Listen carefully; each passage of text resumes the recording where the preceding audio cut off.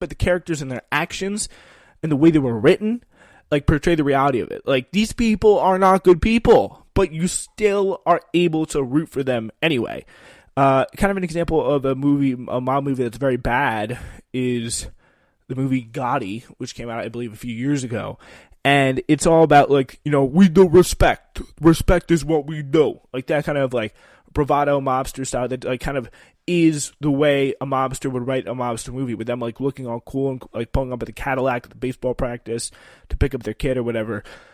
And it's just, like, being the coolest, awesome guys in town and having the most friends. Like, that was kind of the way that the mob was portrayed in that movie. But in this movie, it's like they still go to that. They hang out in the Bing, which is the strip club front business that they own, and they watch the girls dance and then have big fights, which is like that sometimes happened.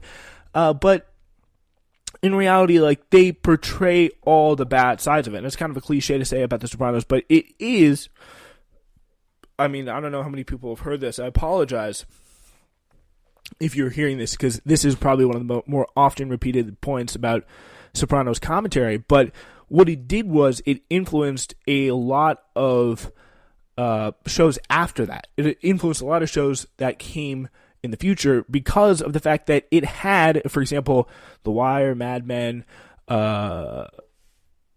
Breaking Bad, kind of all these characters where you had a morally ambiguous person, a morally ambiguous, mostly guy, who is, I think, almost always guy, who kind of comes out and does these things. For example, like 4 episodes in, strangle a guy with a wire for being a rat. And just like, whoa, he killed that guy. But that guy also kind of comes home to his wife and kids, screws up by missing his kids' swim meet where he almost comes in second, and then decides to make it up to him by taking him out to, like, the movies and go to the mall together or go fishing or do some kind of, like, dad activity. So, like, that is something that you never see in, like, the standard portrayal of, like, different mob movies as well. Like, you don't hear what happens with the kids. You don't hear what happens, like, because, like, these people, they all kind of know each other. They all got together. They're all kind of friends, and their wives are friends. Their kids are friends. They're all kind of one big family divided up into little families. So that makes sense. Probably doesn't. Like, for example, when he does go strangle that guy 4 episodes into the show with a wire, he is showing his daughter New England liberal arts schools because she's considering going to college there. Like, that is what makes the show so special. Like, that's what makes the show so different. Like, that part of it right there. You can just go through all these scenes and make these kind of points right away. There's always some deeper element. There's, like, between the relationships of the characters that you don't really talk about or consider. Yeah, so let's see. There's really interesting stuff in here. This random Reddit thread, you could really find a good way of putting it, and of course comparing. Like, this is one commentator that was like, there are anecdotes about the feds listening to wiretaps on Monday after the show aired, and the mafia guys would be talking about how the Sopranos could know certain things, who they were talking to, et cetera, et cetera. Like did they have some guy on the inside that was telling them how to, like, portray the mafia because they were doing it so well. No show will ever be able to be perfectly realistic. That's called a documentary, but they definitely did their homework to get things as close as possible. While The Sopranos did more than any other mafia production, with the possible exception of The Godfather and its expert on-location advisors to get things right, and did get many things right, a fictional TV drama should never be included or confused with a documentary. So it is kind of one of the more interesting things, and it's broadly considered to be pretty spot on in portrayals of the mafia and the way things work. Even the fact that Tony saw a shrink, which was something that was very, very controversial, and had his mother try and kill him early on in the seasons. Like, even another mob boss in history saw a shrink before. It's really good as well. But yeah, Tony, I think this whole web of relationships kind of stems from Tony to Carmela, and then just on a whole bunch of other people. And the Tony-Carmela relationship, I think, is another one that is probably one of the most fascinating in the chock-filled relationships between, or chock-filled list of classic relationships between Sopranos characters. I mean, there is this one really memorable scene somewhere midway through, I want to say, season 4, where Carmela is in the kitchen alone while Tony is out on, like, some crazy night, because he always just, like, goes on the nights, and Carmela's just, like, in her bedroom looking sad and depressed, out on some wild time excursion, most likely with another woman. Tony has, of course, been regularly cheating throughout the show up to this point, where she finds a broken-off piece of nail, like a fake piece of nail with some glitter on it,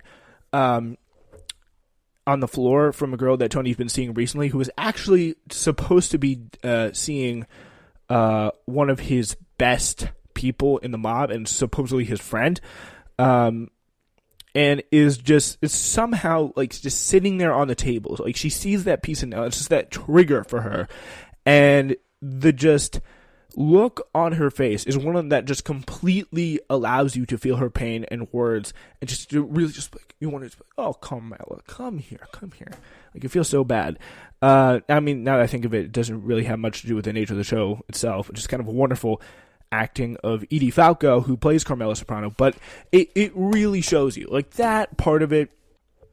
And so much of The Sopranos is, of course, the relationships that we see take place throughout the show, and especially those centering around Tony. So I want to take a look and analyze the deepness in layers that have come throughout the show and throughout the various relationships that various characters have with Tony, and I think and with each other. But I would give you a heads up, a lot of these relationships are going to be with Tony and other women. Let's start with the relationship between Tony and his therapist, Dr. Jennifer Melfi. And it started off, as we all remember so memorably, in episode 1. My understanding from Dr. Cusimano, your family physician, is that you collapsed, possibly a panic attack. You were unable to breathe. They said it was a panic attack. Of course, all the blood work and the neurological work came back negative. And they sent me here. You don't agree that you had a panic attack? How are you feeling now? Good. Fine. Back at work. What line of work are you in? Waste management consultant.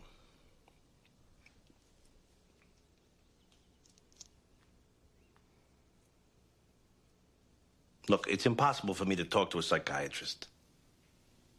Any thoughts at all on why you blacked out? I don't know. Stress, maybe. About what?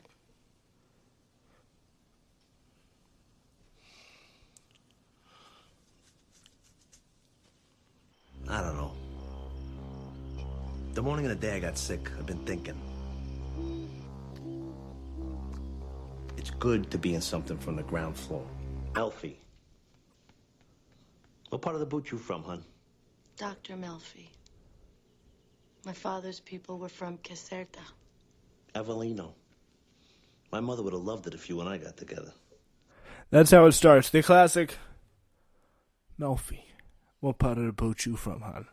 And it really kind of represented a kind of typical Tony in a really way, and then kind of the common theme that we see with him throughout the show, and of being a very kind of forward, frankly, asshole guy who's just kind of very misogynistic in his way he looks at women, and he thinks, even though he is married, that certainly puts no boundaries on his sights, shall we say, when it comes to members of the opposite sex. And really, throughout that relationship, it is kind of tamped down, but even though in like season 4, when they kind of have a little bit of a break from their therapy, he gives her like a little kiss on the cheek, and it kind of just shows you the overarching kind of theme that he has of just like control, especially over women, and kind of viewing them as not entirely, maybe on equal playing on an equal footing, and just people that, like, you know, their looks come first. You know, like, that's kind of he's treats them kind of in moments, he's kind of be very human. But there is no denying Tony Soprano is a very misogynistic person who does some pretty, like, cringeworthy things to women in a lot of times, and it's kind of what you'd expect, especially from someone from, like, kind of like a criminal mobster Italian setting. But it still kind of carries out throughout the whole relationship. Melfi, of course, gradually gets sucked into the vortex of Tony's world through representing him.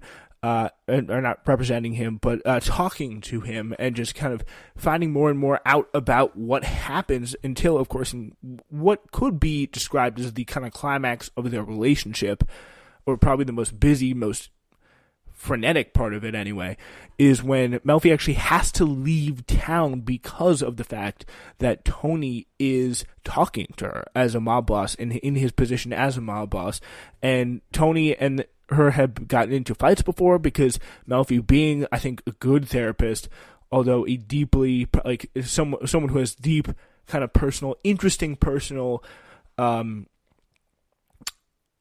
we say, personality traits. I don't really know how to put it, like, but deep personal traits that make her very interesting in her relationship with Tony that we will get to. She is, I would say, she has her moments. She could be a pretty good therapist, and she challenges Tony, and oftentimes that kind of forces him to, like, go up and go a little crazy and get very violent. And there is that kind of deeply hidden kind of, like, fear, and certainly and kind of not so deeply hidden, especially at some other points when it comes to Tony and Melfi's conversations in the therapy room, in that wooden room with those books on the shelf and all that stuff. So even at the point where she has to leave town, she hates him. She is freaked out by him. She even feels the need to put scissors in her suit sleeve when she talks to him. But still, through a lot of the time, they end up continuing their therapy. And why is that? Is it because Melfi is so deeply committed to therapy and making every patient heal and not giving up on anyone? I mean, no, it's just not. And that's what would be kind of the pat answer of Melfi being, like, the good guy, the good character, the good force, the one good force in the show. But each time you think a person's good, each time you think a person is objectively good, they have their deep interpersonal demons. There's no flat out good character, and there's no flat out bad character in this show, which is another thing, now that I think of it, that makes it so unique and different, because you have, in every show, you kind of have these kind of flat characters that don't do, are mostly good or mostly bad, these kind of static characters, but everybody has two sides of them. They're definitely, like, parts of the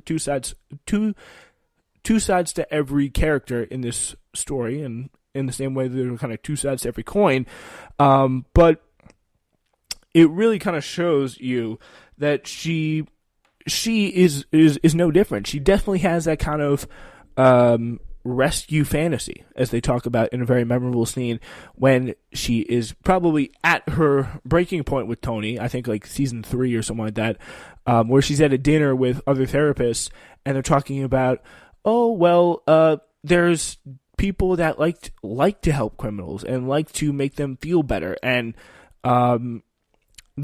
talking about, like, the way a criminal's mind works and stuff like that. That is very, like, that appeals to her, and she's like, what am I doing here? Like, why am I trying to do what I'm trying to do? Like, I think in large part it's because she's allured to the whole mystique of helping someone from the mafia and kind of getting into that side of things, and overall she sees the good in Tony and thinks that she, most importantly, can be the one to rescue him. And that is why she, again, keeps coming back. I think it's because of the excitement, because of the drama, because of the tension that her relationship with him brings, and because of the fact that, I mean, she keeps pursuing, or not pursuing, but she keeps wanting to continue the therapy, even though probably any relatively rational person would have continued it after they had to, or discontinued it and never tried to talk to a guy again, after they specifically had to leave town because when their patients threatening the lives of other patients, But somehow they still were able to get over that and continue on their relationship, which I think it's not all about Tony's charm. Like, something about Melfi definitely factors in, I would say. Next, I think we have Carmela and Tony. I think a book probably could be written